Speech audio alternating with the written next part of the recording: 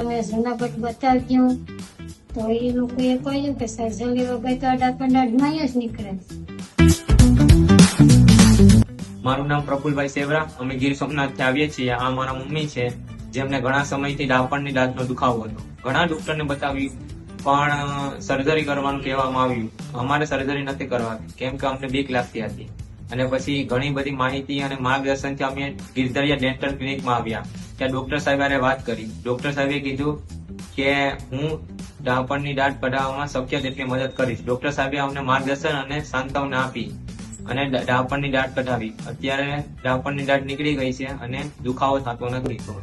ઘણા સમયથી આ ડાપણની દાંતનો દુખાવો હતો, પણ અમે જુનાગઢ બતાવ્યું તો એ લોકોએ કહ્યું કે સર્જરી વગર તો અડાપંડામાં જ નીકળે.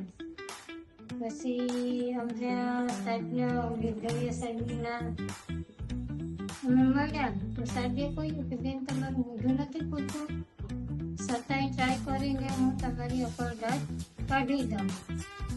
અટાણે મને કંઈ દુખાવો હોય એવું કંઈ નથી. અટાણે મને સારું છે, મારી દાંત નીકળી જશે.